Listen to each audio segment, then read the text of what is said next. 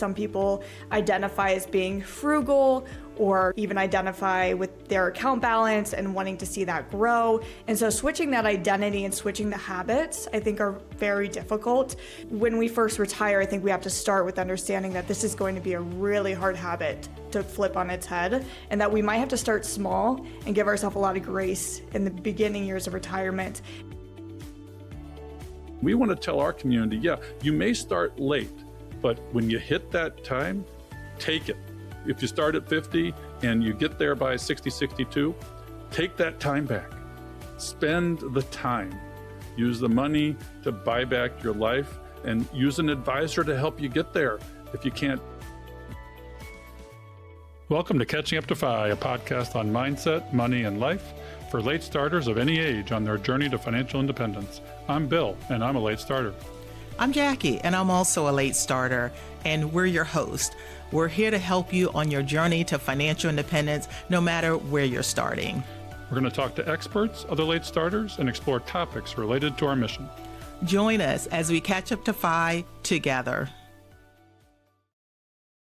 Hello, and welcome back to Catching Up to Fi, where we talk about money, mindset, and life. And today it's about life, time, and money, because there's a topic out there that advisors are talking about and people that are retirees have trouble with, and we'll define it. It's called the consumption gap. And today we're talking about how to maximize time at the expense of money in retirement. So do you have a hard time spending in retirement? Are you a natural saver or hoarder who plans on dying with your highest net worth? Are you going to die quicker if you retire later versus FIRE? These are the questions we'll tackle in today's episode. Jackie, let's introduce our experts today. Yeah, let's do that. One of my newfound CFP friends is Rachael Camp. She is a certified financial planner, and she is the powerhouse behind Camp Wealth. And she created Camp Wealth with this in mind. She wanted to be able to help those that are looking to retire early and definitely do it before age 65. So in our world, early is before 65. So that's who she's helping. She is passionate about getting her clients' money right and working smarter and not just harder. She has a fantastic YouTube channel, which I just love. It's packed with some of the best videos I have watched on financial planning topics that get right to the point. That's how I digest stuff the best. So she's been featured everywhere from Choose FI. I remember her reading the mailbag on Choose FI and CNBC and a whole lot more. Rachel's all about making money seem simple, intentional, and actually doable. And she does an awesome job. Bill, why don't we also introduce Jesse? Yeah, we've paired her with another powerhouse, Jesse Cramer. He's the engineer turned money storyteller behind the Best Interest blog and the podcast Personal Finance for Long-Term Investors. I really recommend you check both of these out because equally, he distills complex topics, both emotionally and financially, down to the essence and makes it fun and funny. He takes potentially complex mindset and emotional topics, and I can bite them like taking those bites out of an elephant. It can initially be overwhelming to our late starter audience. He went from building satellite telescopes to breaking down personal finance with humor, clarity, and the kind of analogies and metaphors that you actually remember, because stories do make the world go round and they imprint those memories on our overwhelmed brains. These days, Jesse helps people level up their money game with data and research-backed insights, real-life stories, and a vibe that feels more like chatting with a very smart friend than sitting through a finance lecture. Check him out on episodes 142 and 105 because he's been on the show before. Welcome, Rachael and Jesse, to Catching Up to Fi. Thank you. Happy to be here. What nice intros. Yeah, I was going to say, Rachael, I feel like, do we owe you guys something now? Like, where do we go from here? Can we just stop the recording and just say, how do I encapsulate that? We like to pump up our guests, pump up the volume, and make it exciting, right? And fun. Jackie, what are we talking about today? This is an important topic. Yeah, and I think you are dealing with some of this, and I certainly dealt with it after I retired. It's the consumption gap, which is a big word. So I wanted us to start with that. And then what was your other favorite topic for this? There's been a meme out there that Jesse tried to contradict about, do you die faster if you retire later? And what is lifespan, health span in regards to the age of retirement? Because I discovered about 3 months ago where I became FI and I've entered the fog of FI and I wasn't ready for it. I didn't believe the math. I just couldn't wrap my head around it. I'm like, no, this doesn't make any sense. I can't trust it. I can't let go. And then, so how do you know you've won the game and you can stop playing? But how do you stop playing? That's the key, because our community gets addicted to saving. They get addicted to investing. It's a 20-year journey potentially. And then you can't just flip the switch. There are a lot of things from an emotional identity and mathematical standpoint that results in a lot of complexity around the transition. And we want to dispel that today. And we want people not to die with the most money they have in their life, because you're maybe wasting time at the expense of an identity of growing your wealth. It shows up differently in retirement than during the working years. There's a risk of over saving. And this is very common in the Bogleheads community. Rachel, you take it first. How did this become such a problem, and how big is the problem? Yeah, you've brought up these really interesting and important points in this, is that we tell people for decades to save and build this difficult habit. We get dopamine hits from seeing our net worth grow. I know I do. And so then we hit retirement and we're now telling people just to do the exact opposite of what they just spent the past potentially 40 plus years doing. So I understand why this is so difficult. And I do think we have to start there, that it doesn't make sense that we retire, we flip a switch, and then we're automatically great spenders when we just got done being great savers for decades. So that's why I think this is so difficult. There's also, you mentioned this identity tied up into it. Some people identify as being frugal, or even identify with their account balance and wanting to see that grow. And so switching that identity and switching the habits, I think, are very difficult. When we first retire, I think we have to start with understanding that this is going to be a really hard habit to flip on its head, and that we might have to start small and give ourselves a lot of grace in the beginning years of retirement if we don't jump into retirement doing everything we imagined we would. Yeah, Jesse, what are your thoughts on this? Because you're an advisor as well, and this is top of mind for advisors these days, especially in your generation, because we got wealthy boomers, we got wealthy potentially Gen Xers, and they're struggling with this, or you're struggling with convincing them to spend. What are you seeing among your clients? And I was thinking back, you asked a minute ago, Bill, like, how do we get here? And one place my mind jumps to is that you look over life, there's so many ways in which we can fail. I could try to learn how to play the violin, and maybe I fail. It's not the end of the world if I fail. I can try again. I can try harder. I can take lessons, but I might not be able to do it. If you go into retirement, though, and you fail, meaning you run out of money, that's usually what this community talks about failing, there isn't really coming back from it. It's a very painful failure. And it's hard to say, oh, I'll just try again. I would with a violin. You can't do it. So I do think one of the ways we got here is that for a lot of people, that fear of failure is so strong, and the what would happen to their life if they failed is so strong, that they say to themselves, at any cost, I want to avoid that. And in preparation for this recording, I was just watching one of Rachel's videos that I think you sent via email, Bill.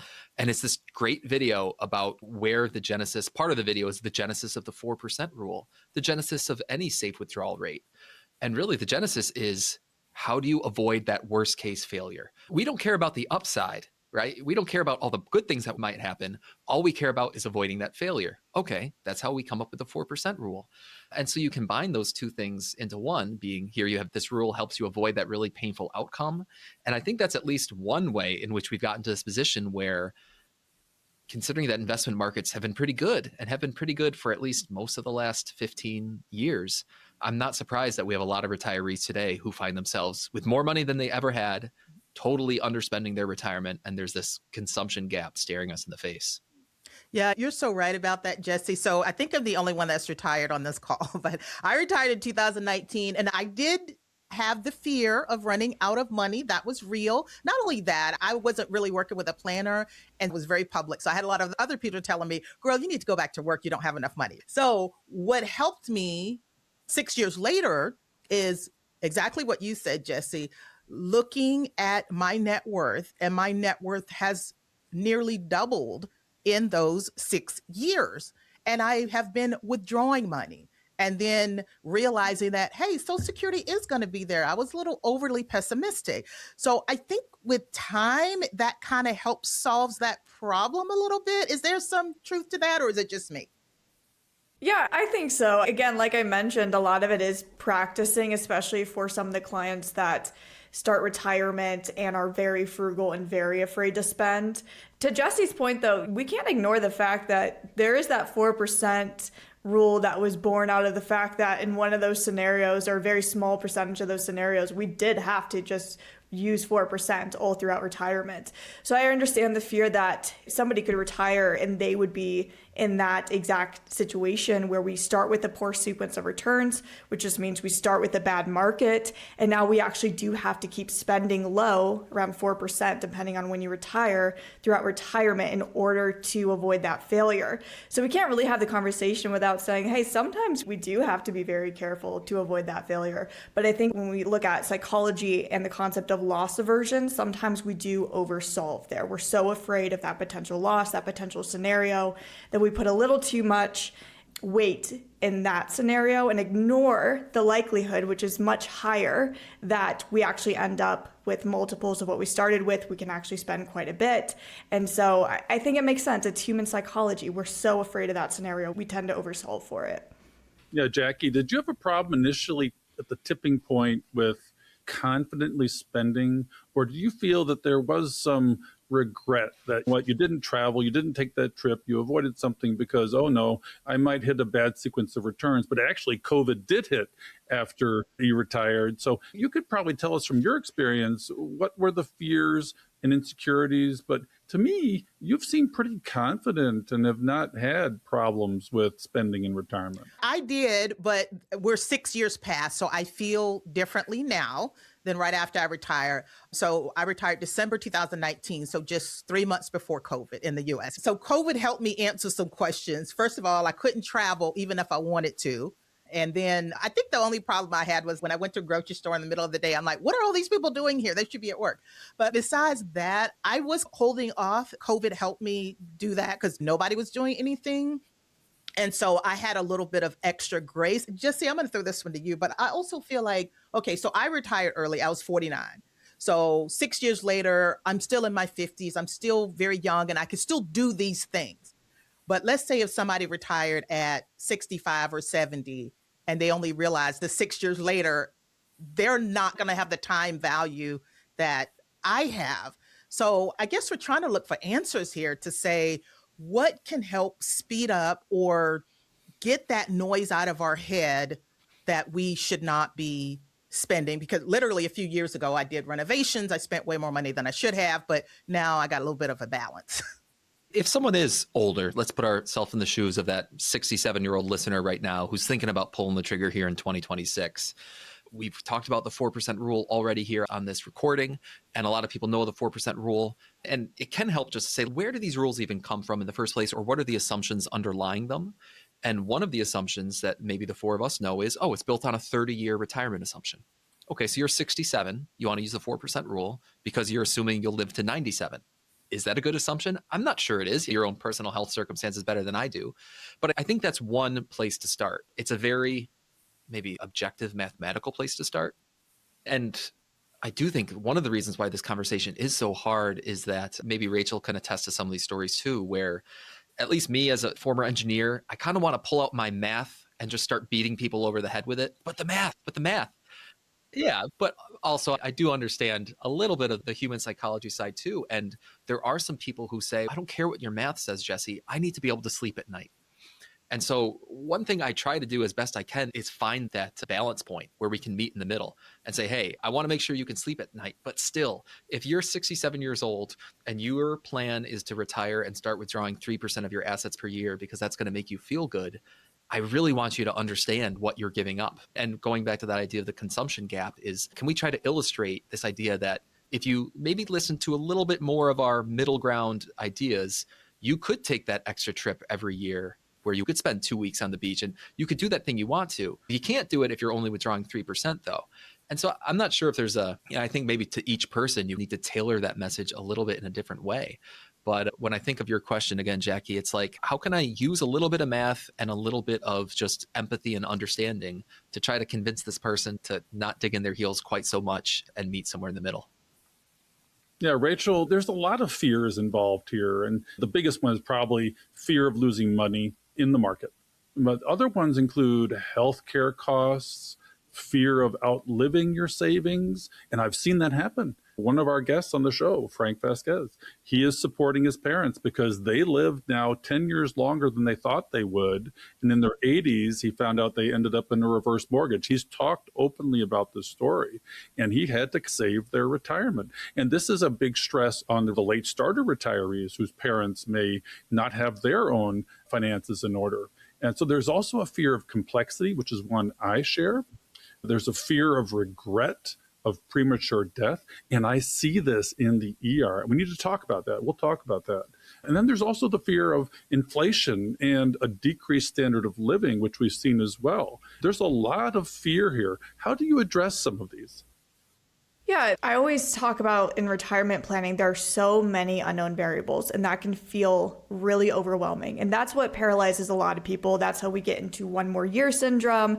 That's how people don't feel comfortable spending. And so what we can do as financial planners is we, of course, can model these events. Okay, we have a long-term care event for 10 years, which is a very long time.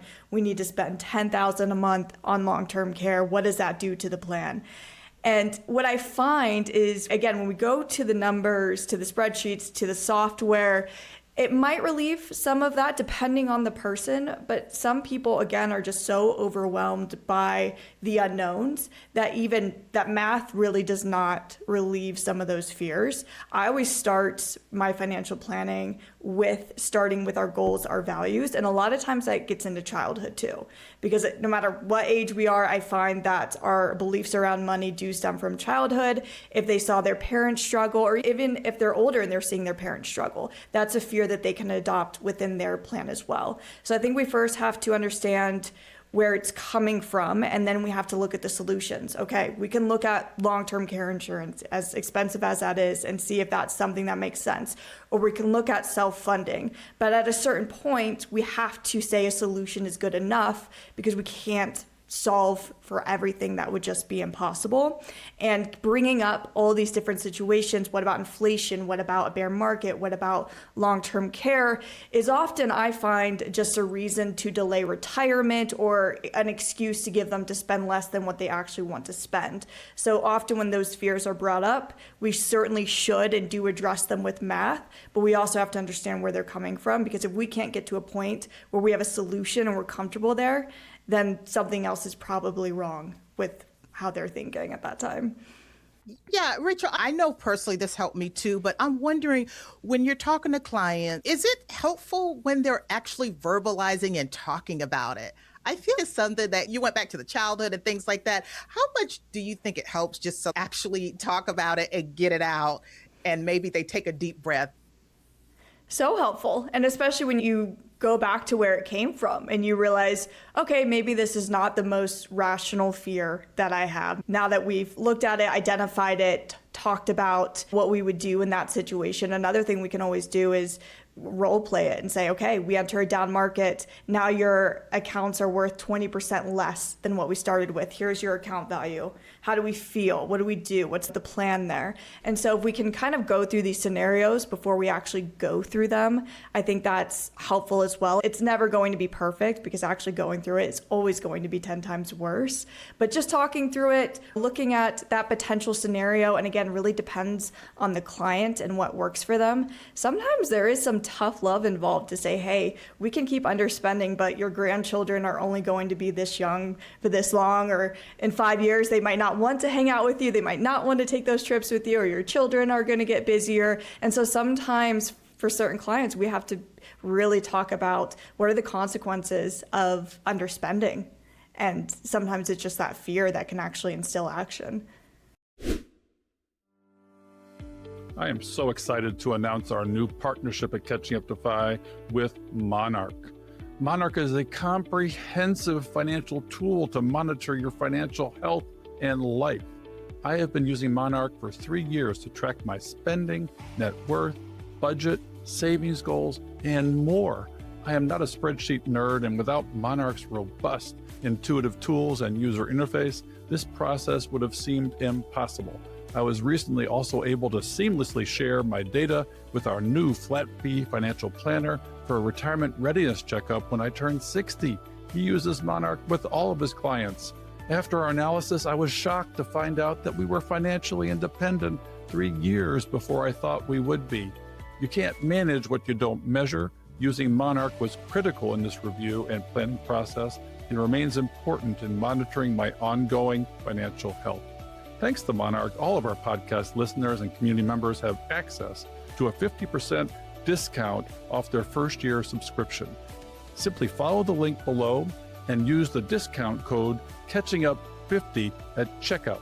I am proud to say that my sons are the first to use the code to join the Monarch family. I encourage you to share this link and code with family and friends who need or want to take back their money and grow their wealth.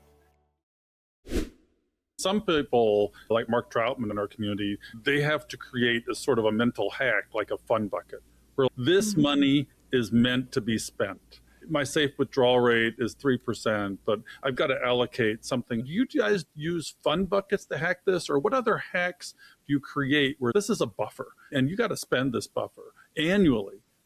Jesse, what are your thoughts on that? What are the hacks you use to help your clients wrap their heads around this? So the mad scientist is trying to create hacks because he was always a frugal guy. Mindy and Carl are trying to figure out ways to spend by talking to Ramit Sethi. This is a very contemporary point among our people. Yeah.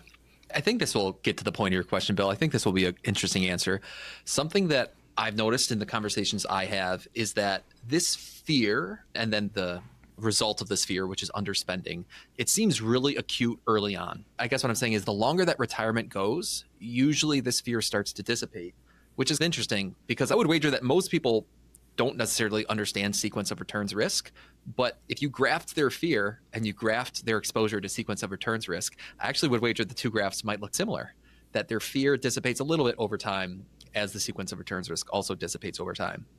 But I think that there comes a point, especially recently, meaning a recent retiree who has benefited from pretty good market returns.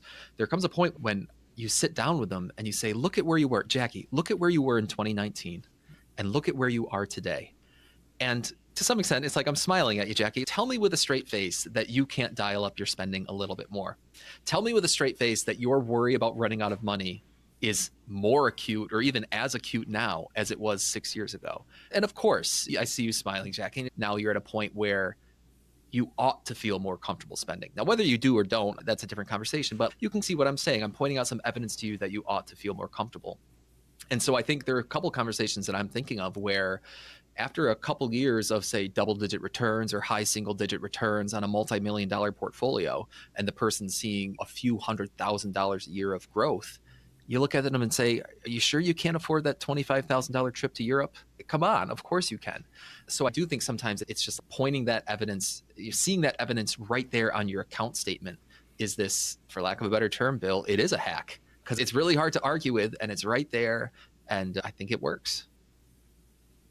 Yeah, and I can throw out a hack that I realized that, again, every little hack that you do, it makes you feel more comfortable, Jesse. So I am smiling, and I do believe, like, for instance, I did do renovations a couple years ago to my home. So I was spending way more than I was anticipating. But also, Bill, we talked about this, health insurance. That's a big issue because when it's not tied to an employer, it can be very expensive. I've been purchasing my insurance off of the Affordable Care Act exchange, and I get subsidies. So my health insurance has been significantly lower than when I budgeted in. Now, I'm glad I still keep it in the budget because 2026 is looking a little different. But that little piece, that little hack, it did help me say, wow, I got this extra pile of money. And now I feel a little bit different. And I feel like it just keeps adding on in terms of creating a buffer to where I definitely feel more comfortable that I'm not going to completely run out of money. And then within 10 years, I'll be getting that fixed Social Security that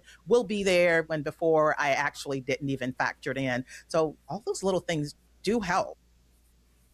Yeah, Jesse, I like your analogy where the sequence of return risks abates as your fear abates. One person has quoted that Kubler-Ross's trajectory of the phases of grief of retirement correspond to a recovery. You've got shock, denial, anger. And I'm in shock. Maybe you don't have anger, but I'm in shock and denial right now because I've been told that it's okay. You don't have to go to work tomorrow. I'm like, wait a minute, I'm going to work tomorrow. And my wife says, you can't complain about going to work tomorrow then. And then as you recover, depression is a factor where you can get into it, right, Rachel? And you may talk about some stories with your retirees, but then you come through it with help, and then you start understanding the change. And then as you accept and reinvent, the excitement builds. So there is this kind of phase, maybe in the first 3 to 5 years, and that's where sequence of return risk lives, that you're going through the stages of grief. Rachel, do you find this in stories with your clients? Yeah, like Jesse said, it takes them a while to kind of ramp up and get to that comfortability with spending. One hack I'd like to share that I do with a lot of my clients, and I share this in my YouTube videos too, I do like to break spending out into 3 different categories. So we have lean spending, maintain spending, and luxury spending. And lean, we always start with the floor for spending. So every year we should at least be spending this. This is usually around the safe withdrawal rate, so somewhere in the 3 to 4% range. And we just have to make sure at least we do this, because when we talk about underspending and the consumption gap, we're not talking about, oh, they're relying on the 4% rule, but they could be giving themselves a bonus. We're talking about people who could be spending a lot more and are spending 2% of their portfolio. We see that a lot, which is why we see portfolio growth in a lot of retirees. So lean spending, breaking it up there, make sure that we at least spend that every single year. And that's where we really try to hold ourselves accountable to at least that level of spending. But then maintain, these are the things that we want to do in retirement, a little bit more travel than what they were doing while they were working. And then luxury, of course, is that top tier of spending. Things go really well. We have great markets, great sequence of returns. This is what we could bump up our spending to in a safe way, because we talk about sequence of returns risk. It's very real, and it is something that exists in the first decade or so of retirement. So we actually do have to be mentally prepared that we could encounter a poor sequence of returns risk, and best defense against that is to adjust our spending. But I think breaking it up into these 3 categories helps the client visualize, okay, if retirement looks like this, we'll be lean. If it looks like this, we are maintain. And if it's this, we should be luxury, because we can safely spend at that level. Yeah, my friend Frank Vasquez aspires exactly to what you've discovered. And he uses a 5% rule. Bengen now uses a 5% rule, and 4% is probably too conservative, as you've said in your videos. But 3% is your base, sort of 60% of your spending. 1% of that rule is your maintenance or comfort spending, he calls it. And 1% of the 5% rule is luxury. And then you can push it in good markets to 6%. And how do you get comfortable with that? And people talk about that after the fact, but breaking it up, like you say, is really important, because that's the adjustment. That's the valve, the pop-off valve.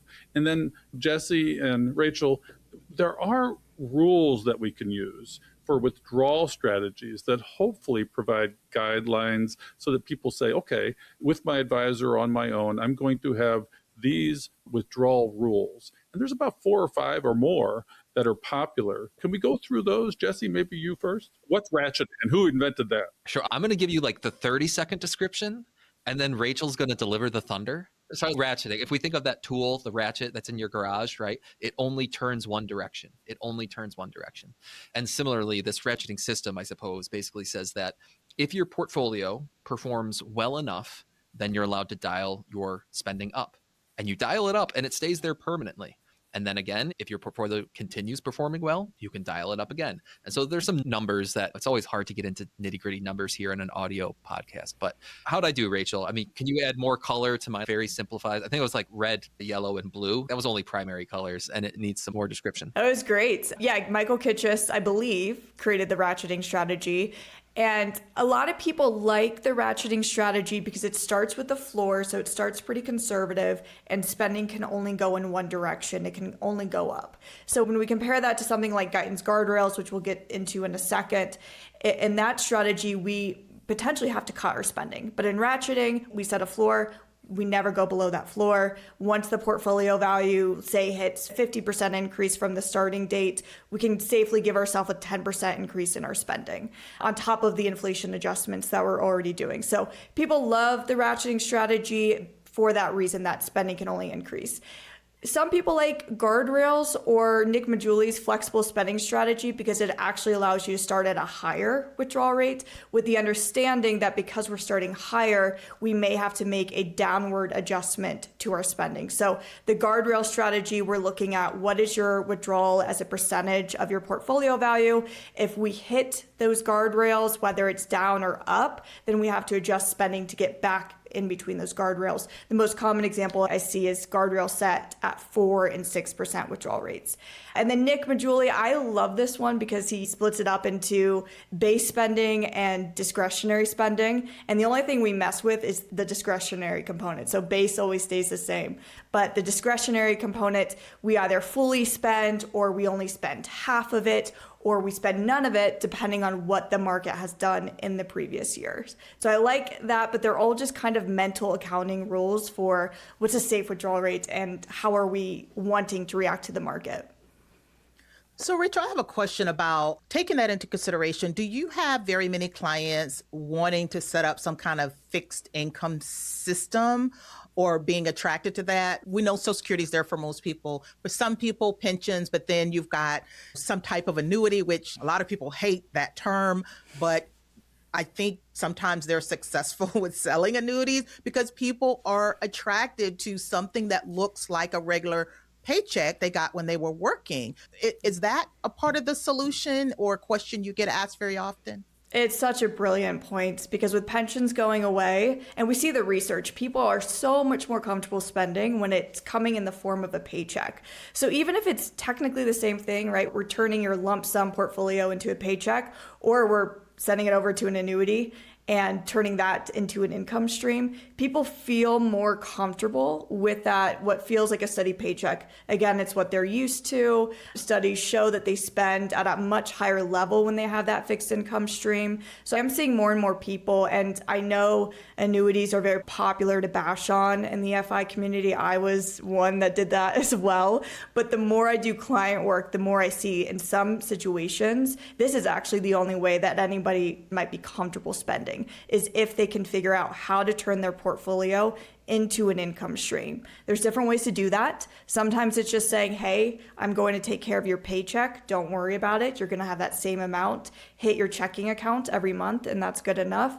And then some people need to turn on Social Security sooner because they need that fixed income stream if they retire earlier. But it's a great point because there is a huge difference in how people perceive safety of spending depending on how they're receiving that money. Jesse, your thoughts on this too, Jesse? On annuities? Well, annuities are just creating this base. And do you find the same thing? Because for me, it's the same thing. It's like I get the same paycheck every month. It's going to land there if I put in the time. But now I'm spending dirty money because I don't need to work for money. And I may be earning dirty money where it's like I'm wasting time. And so I'm at this tipping point where I'm like, how do I maintain the security of that paycheck that lands in there? And one way I'm doing it, just like Rachel said, is I'm working with an advisor where it's their responsibility. I'm offloading that bandwidth. I'm offloading thinking about it. I'm an emotional investor and spender, and I have an overspending risk potentially, where I need somebody to tell me, whoa, let's ratchet this back a little bit potentially. But Jesse, how do you create with your clients a comfort level where it's, you know what? You've got your needs met. This is how we're doing it. And you don't have to worry. Yeah. I love this framework. It's called the asset liability matching framework. It's usually what I lean on. It's my go-to. And as long as my clients are comfortable understanding it as I explain it, it's usually how I build. It starts with understanding their future cash flow, how much money is coming into their life and how much money is going out of their life. I build their portfolio from the bottom up using this thing called asset liability matching. Okay, what is that? So in a perfect world, say you, Bill, I would understand what your anticipated annual spending is now for the next 20 years. So 2026 through 2045, even and beyond. I'd love to understand, Bill, what you guys are spending on lifestyle, your travel, you've got Social Security coming in eventually, all these different moving pieces. And then I sit down and I say, I know exactly how much net money is leaving your portfolio, Bill, every year for the next 20 years, or at least I've got a pretty good estimate of it. And those are all future liabilities, right? Let's go back to the title that I introduced, asset liability matching. So for the next 20 years, I understand what your portfolio's liabilities, money that has to go out so that you can spend it. And I can say, here in 2026, do I want to take this year's liability and invest it in stocks? No, I don't. To me, that's too risky. Stocks are not a one-year asset. So I'd match up that liability to something that is a one-year asset, like a one-year treasury, right? Something like that. But then I say, what about the money in 2036, Bill, right? Because we did this 20-year cash flow. You've got this liability out there in 2036 that we've estimated. All of a sudden, 10 years from now, I can take some equity risk over the next 10 years. So I match that liability not to one-year treasuries that are only returning 3.5%. Maybe I match that future liability to a 60-40 portfolio, which is going to return whatever we want to say, 7, 8, 9%. Okay, pick your poison. But the point is that I have this future stream of liabilities and I've matched them to appropriate assets, which for the next 5 or 6 years is going to be really conservative. And getting back to your question, Bill, about how do we make people feel better? One of the ways we make them feel better is we say, listen, I've got most of your next 10 years covered with really safe assets. Maybe only out in years 6, 7, 8, 9 do we begin to introduce some stocks. And then not until years 12 through 15 are we all in on the stock market and beyond. So I found that really helps, because when someone says, geez, what if the market drops 25%? I say, yeah, we've got 6 years or more to let it recover and you'll be totally fine. So that framework can certainly help nervous investors get over the hump too. Rachel, do you do the same thing? Yeah, it's a great point. I don't know if you label it this way, Jesse, as the bucket strategy, but a lot of people do love to see their assets broken up into different buckets. It's really just a mental accounting thing, but we're looking at short-term bucket. We've got cash and T-bills. We have an intermediate term bucket, maybe over the next 5 to 10 years, where we're taking on a little bit more risk, maybe conservative equities or just longer term bonds. And then we have 10 plus years where we have the equities. And so to Jesse's point, we say, hey, we have these first 2 buckets to cover you through sequence of returns risk. Market can do what it needs to do because we potentially don't have to touch it for 10 years. We can let the equities recover 10 to 15 years, depending on the situation. But yeah, I find that framing is very helpful. Yeah, but our DIYers in the FI movement don't really do that. That's a financial advisor model. Mm-hmm. What you'll see them do is 100% equities till 3 to 5 years out from retirement. Then it's like, okay, I'll be spending 3.5%. I'm oversaved, and I'm going to go to 10% bonds, 5% cash, and my portfolio is going to grow forever. That's the Boglehead model. Mm-hmm. And that's the model we're trying to combat. The oversaved underspending, where they can afford a 40, 50% drawdown because their spending's under that. What do you do with that situation? Because we're evolving beyond that. Yeah. I've got a quick anecdote because it literally happened this morning. Sat down with a family and basically said, hey guys, based on everything you've outlined, here's your portfolio. Here's 100% of the money that you have invested. About 20% of it needs to be in stocks, and about 25% of it needs to be in bonds. And the other 55% you can do whatever you want with, because the plan that you've just told me, your spending plan, means that you're never going to spend it. And it was just eye-opening for them. They've saved, call it $2 million, and only $900,000 of those $2 million truly have a job that needs to be done inside their financial plan. The other 1.1 million, they can do whatever they want with. Going back to your question, Bill, is to the bogleheads that you just identified as the people who are chronically oversaving and underspending and always will be. And the DIYers, I'm a DIYer. I love DIYers. Most of my audience are DIYers. At least need to understand some of the tools that maybe Rachel and I use every day. And that certainly it's not rocket science. If you're comfortable with a spreadsheet, if you've got some numeracy, you're comfortable with numbers, you can do this. It's just realizing that, yeah, your numbers might point out to you that half the money you have saved, you're never even going to come close to spending it. And how does that make you feel? Does that make you want to change something about your current situation? I do think you can lead a horse to water, but you can't make them drink. And I think something we're all trying to do is convince people to drink a little bit more. And we're talking drinking water, not drinking vodka or whatever. That would be a funnier statement, Jackie. I agree. Yeah. So I'm going to disagree with you on something, Bill, with do-it-yourselfer. So I'm obviously a do-it-yourselfer and I retired early. I don't think they're naive enough to not realize that they need money to live on once they retire. So when I've told my story again and again, I make it very clear that at minimum, I made sure I had 3 years worth of living expenses in cash ready to go. That's why in 2020, when COVID hit, it really didn't bother me that much. Now, it was certainly an adjustment. So as early retirees, fire people, whoever, when they approach it, there is a different mindset. And I think that's widely talked about. But most fire people probably squarely in the accumulation mode. And that's why most of the discussion focuses on that. I think most do-it-yourselfers do realize if they are 3, 5 or so years from retirement, things have to look a little different. You need money to live off of. And frankly, if you don't, you'll soon find out. So I experienced something very different as a do-it-yourselfer. I think most do-it-yourselfers, especially the bogleheads, the fire people, they're super smart people. They're not naive. Now, maybe there's somebody out there that's still 99.9% in cash. Maybe they have some other type of income that's coming in, passive income, real estate. Usually that's the case. It's not that they are just winging it and hope that their 99% of stocks is going to work out. So yeah, that's just my experience and what I've seen with a lot of other fire people and bogleheads. All right, Rachel, let's circle back to something that I really liked in one of your videos where you practice retirement in order to learn to spend before you pull the ripcord, flip the switch. And in the last year prior to retirement, you have a stoplight approach, which I thought was cool. I had not heard of this before. Give us a brief summary of what you do with your pre-retirees in that penultimate moment before they really transition out. Yeah, I love to do this. This is where we actually stress test or pretend we are in retirement while we are still working. If we can do it a year before retirement, that's perfect. And then basically we set certain boundaries of saying, okay, if these things happen, we have the green light. By the end of the year, we're putting out our notice, we're retiring. Or if we identify some issues in the plan, we might have a yellow light, or huge issues in the plan, we'd have a red light. My favorite way to structure this is exactly what I recommend in retirement, setting aside that 1 year of expenses in a separate account, completely separate from your checking, from your investment. That's the money you're going to spend this upcoming year. And that's also a really good way to keep yourself accountable to spending as well, because if we get to the end of the year, we notice that only half of it was spent, we know we're really underspending.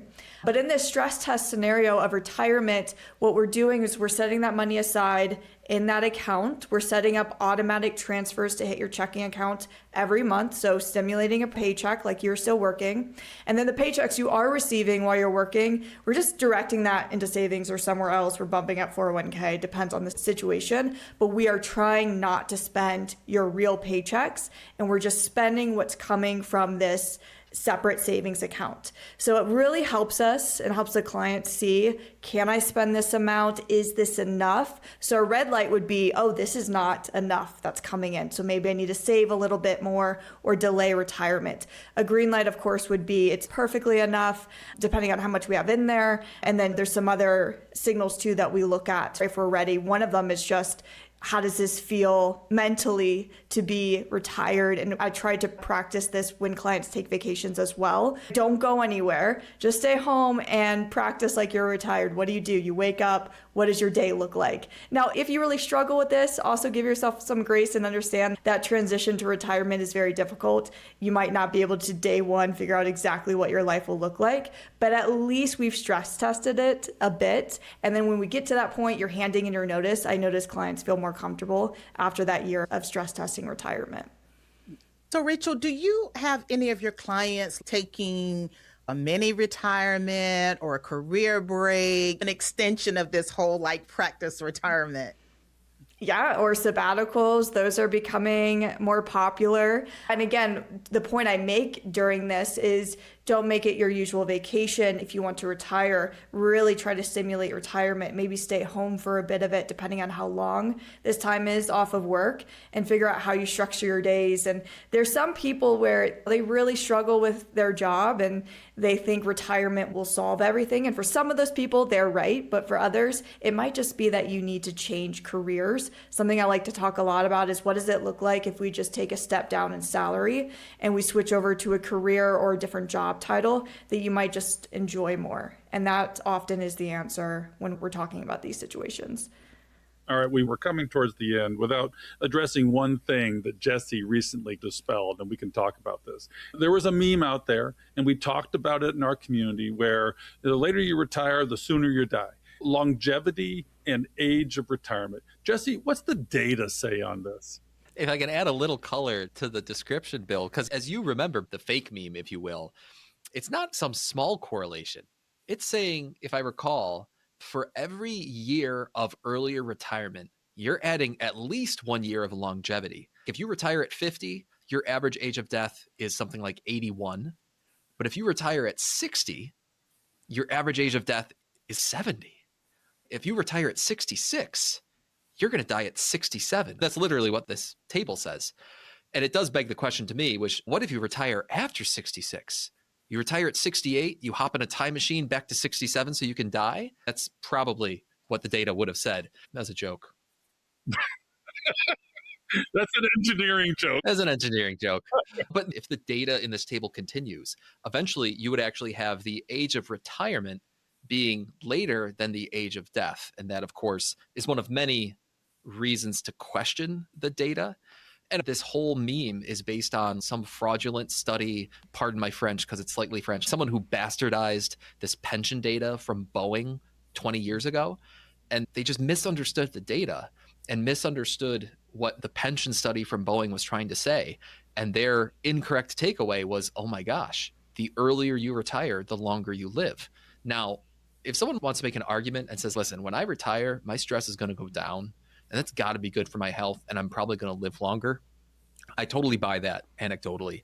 I'm not sure that retiring 10 years longer is actually going to make you live 10 years longer. I'm not sure I could buy that. And I think I'll end with this, a really interesting takeaway. If you go to the American Society of Actuaries, it's basically one of the biggest American actuary groups. They have this great little website where you can estimate your longevity, which is wonderful for retirement planning. And they ask you 4 questions to estimate your longevity. They ask you your current age. Of course, that's important. They ask you your gender, because there are noticeable differences between men and women and how long they live. They ask you your general health. Are you generally healthy, somewhat in the middle, or generally unhealthy? And the 4th one they ask you is, are you a smoker? Which ought to tell you how big smoking has an impact in terms of longevity outcomes. The thing that they don't ask you is, when did you retire, or when will you retire? Whatever effect it has, it's simply not that impactful in terms of how long you live. Yeah, Rachel, do you have any thoughts on this one? That's really interesting. I had not seen this study, so this is my first time hearing it. I hear that a lot, where people feel really burnt out in their job and they are worried about their health. And so retirement is a potential solution for them. And for some people who really are experiencing burnout, this probably will add to their lifespan anecdotally. But I'd be very interested in real research on this if you find it. This is top of mind for me because I'm a shift worker. I work days, nights, weekends, and it's been shown that night shifts do reduce your lifespan. And so there are elements of lifestyle that really do affect things. So how much life am I losing by working longer in my domain of work? I'm very conscious of that now that I'm 5. I'm like, okay, what am I giving up?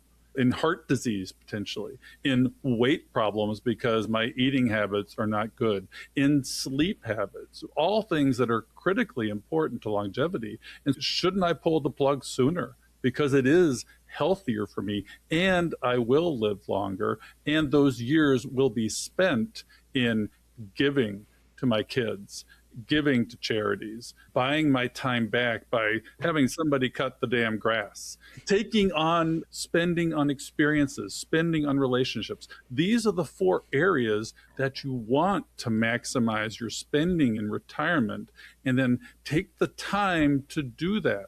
The longer time you have to spend in these areas, the less regrets of the dying you're going to have, in my mind. What do you guys think? Oh, I completely agree. If retirement is a solution to regain your health, I'm fully on board with it. To your point, there is a lot of studies on night shift workers and the impact to longevity. We talk about financial independence a lot, and we're often talking to professionals or people with desk jobs. And every time I talk to somebody who has a more laborious job, I basically have to completely shift what I'm saying because I completely understand why they would want to retire earlier. There's heavy impact to their body. If they're working different shifts, there's impact to their body there as well. And also time. When are you working? How is it affecting how much energy you have when you get home? Things like that. I fully understand why retirement would have a positive impact on your health. Yeah, and I definitely vote that you cut out early, Bill, and I can help you spend your money early too. We're going to Podfest in Orlando. I'll give you a lot of great ideas. But to your point, Rachel, so between Ohio and Michigan, you have a lot of car manufacturers. You've got Ford, you've got GM, and all of that. So these guys are working on assembly lines. It's a very physical blue collar job. And the message to them is very different than someone that's at a desk all day. And so you bring up a great point. And I did see that study about the actuaries, and we'll drop that in the show notes. So I also saw something that took it a bit further. The one you mentioned talked about gender and health and things like that. So I saw something that actually talked about race and ethnicity, your socioeconomic status, where you live in the country. All of those things could play a factor in your longevity. And I rarely hear that within a conversation about, should I take Social Security early, or how long is my life expectancy? Social Security can't take those factors into consideration, but you as an individual, you can. And being a Black woman that had a Black dad that passed away at 49, it just triggers a lot of things for me to be aware of what your life expectancy is based on some of these other factors that really don't get talked about a lot. So I appreciate you bringing that up. And this is anecdotally, it's not the data, but I work in the ER. And I work in an area where people retire a lot. They move to Tennessee, they move into my area. And there's boomers that have worked 30 or 40 years, hit 60 to 65, and they're like, okay, now's the time to do all this stuff. I've put my time in at the office, and I may have foregone things along the way, and then they end up in the ER. They have some vague abdominal pain, and I have to tell this. I had a guy yesterday, 40 years old, and this is the saddest thing I do in my job. He's like, yeah, I had this belly pain for a year. Nobody's figured it out. And so we looked into it, metastatic pancreatic cancer. You never know when this stuff is going to hit you. And it is the absolute worst part of my job. Yes, it's anecdotal, but these sneaky, indolent things that all of a sudden your life is dramatically changed with using advisors to help you optimize the proper time of retirement, looking at all the holistic issues where look at your health, look at this. And once you reach that point, maybe you need to let go now, because you don't know what the next 10 years looks like from a longevity standpoint. And I'm sitting here thinking, I'm going to live to 90. And we use a planning horizon of 95, which may be too conservative for some people based on their health analysis. And advisors will tend to be overly conservative at some level too, unlike yourselves, who are paying attention to the person and their individual life health construct and working environment and family factors. It's not a simple math number. We tend to be overly conservative, and you guys are advocating for loosening the purse strings, loosening the reins. And we want to tell our community, yeah, you may start late, but when you hit that time, take it. If you start at 50 and you get there by 60, 62, take that time back. Spend the time. Use the money to buy back your life, and use an advisor to help you get there if you can't DIY this transition. Any final thoughts from you guys on the topic we've discussed today? I think that's a great summary. It makes me think of the fact that almost every financial advisor has a story of a client who retired and then quickly passed away afterwards. And so that's something that happened to me. It was one of my first or second clients where I saw that happen. And ever since then, that's just a story in the back of my mind of that's a risk we face when we delay retirement, when we underspend, when we go through one more year syndrome. So we really do have to think about there's a lot of different risks on the table. There's also the risk of health span, of dying prematurely that we have to consider as well. Jesse, do you have experiences with the clients like this too, that have impacted the way you plan? I haven't had a client pass away that early yet, but I immediately thought of one of my former engineering colleagues, was a senior level engineer, retired in his mid 50s, big going away party, highly respected. And I think within 12 months, he'd had a cardiac event and passed away. And as you're telling your story, Bill, it made me think of the fact that part of Rachael and our unique jobs is that if someone comes in and is like, listen, I might die tomorrow, YOLO, we're going to spend this money. Our job is to say, hold on a second, let's look at some of what the numbers say. But at the same time, we have to simultaneously layer on, here's what some of the numbers say, but then let's try to do a really good job of understanding who you are and what makes you tick and what makes you scared and what makes you excited. And so that we can give you advice that we think is unique and helpful specifically for you. And so to anyone out there who's doing it themselves, is find some trusted people in your life who might be able to provide some of that for you. Hopefully you understand the numbers if you're doing it yourself, but it's hard to see the picture when you're inside the frame. And that's sometimes where getting some sort of third person to give you some ideas of what might help you the most, I think it can be really beneficial. Yeah, and I wanted to also acknowledge that most people have the opposite problem. They probably spend too much and they have trouble saving. So this problem is unique to those people that have saved and now they're having trouble spending it down. In my opinion, that's a good problem to have. And I also want to say that Rachael and Jesse, you guys are the future of financial planning. When I went down this route, got my CFP, got into the financial planning world, we know the typical avatar is an older white guy typically. And just to see you guys tackling these issues, you don't have to be 50 or 60 or 70 to talk about these topics. You guys have a fresh new perspective. You are very public about writing about it, YouTubing and all of that. So this is what, to me, financial planning should be looking like. So Rachael, you first. Like I said, I'm absolutely in love with your YouTube channel, but where can people find you? And then Jesse, you go after her and tell us where we can find you. Yeah, thank you so much. My big focus right now is my YouTube channel. It's at Camp Wealth. On Twitter as well, at camp_wealth, although I don't post it there as much now. It's really on YouTube. And then my website's rachelcampwealth.com if you want to learn more about me. Considering we've got a bunch of awesome podcast listeners here, my podcast is Personal Finance for Long-Term Investors. And wherever you're listening to this podcast, you can probably find mine too. And the rest of what I do, the writing and some of the other things, you'll hear about it on the podcast. So I'd say go check out the podcast. Yeah, I've been on it too. I love it. We've actually have a cross feed with Jesse when he interviewed me about my journey. And it's interesting to talk about your journey because it gives you insights into your own thought process. And Jackie, I want to give our listeners a little shout out because February 15th, at the 3-year anniversary of this podcast, which is unbelievable that we'll have had 200 episodes in 3 years, Jackie interviewed me about what it was like to hit FI. And so look for that coming out because we did the YOLO episode, as you said.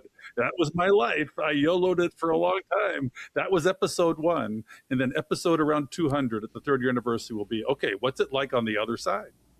Yeah, and Bill, that is really hard to believe, but I will let you close us out. But I want our listeners to always remember that it's never too late to start. It's better late than never. And it's always the right time to catch up to FI. I couldn't say it better. We'll see you next week on Catching Up to FI. So, Bill, as you know, we cannot do this show without our amazing staff and the people that help us put this on. And our editor is Fritz Brazard. We love them and they keep us going. Yeah, Jackie, I mean, this show wouldn't have the quality it has without our folks, our peeps. And we'd also like to give you a few calls to action for the show. We love our community and we hope you love us back. If you would like to support the show and our mission to help late starters, you can do that at Buy Me a Coffee, which is a platform that allows you to make a donation. The link is in the show notes and on the website. Check out the show notes for resources mentioned in today's show. Also, head on over to our website at catchinguptofi.com and check out our vetted resources, partners, and affiliates for discounts and their services because we love sharing great deals. Please share the show with others and head on over to our Facebook community to help us grow. If you prefer video, head on over to YouTube and watch the show there. We hope you've enjoyed this episode of Catching Up to FI. We would appreciate it if you could also leave us a 5-star review to help our message reach others. And while we are financial educators that love to teach, remember that our content is for general education and information purposes only. We are not providing financial, legal, or tax advice. Always do your own research or consult a professional before making important decisions.